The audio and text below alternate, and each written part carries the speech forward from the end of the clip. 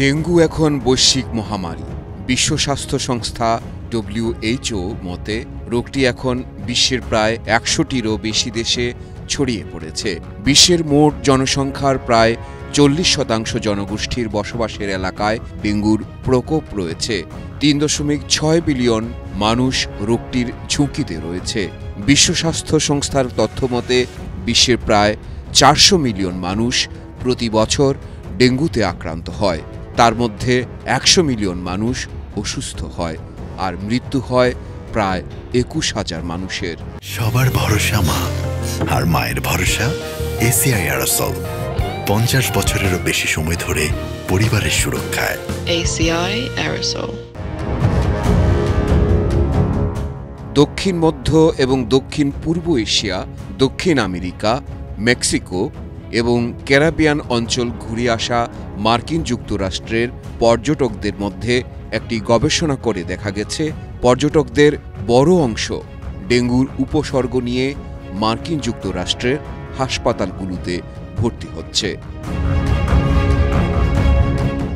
২ দশকের বেশি সময় ধরে বাংলাদেশে ডেঙ্গুর প্রকোপ রয়েছে।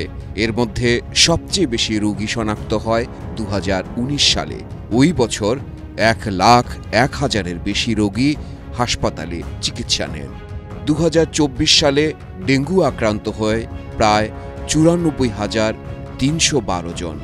তাদের মধ্যে ঢাকার বাসিন্দা ৪৬,১২৯ জন, আর ঢাকার বাইরের হাসপাতালগুলোতে ভর্তি ৪৮,১৮৩ জন।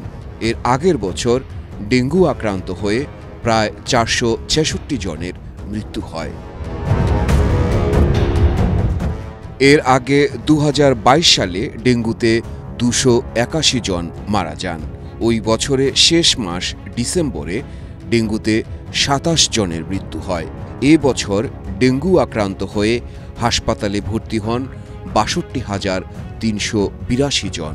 ২০২০ সালে করোনা মহামারীকালে ডেঙ্গু সংক্রমণ তেমন একটা দেখা না গেলেও ২০২১ সালে দেশে ডেঙ্গু আক্রান্ত হন ২৮,৪২৯ জন। ওই বছর দেশব্যাপী ডেঙ্গু আক্রান্ত হয়ে ১০৫ জনের মৃত্যু হয়েছিল।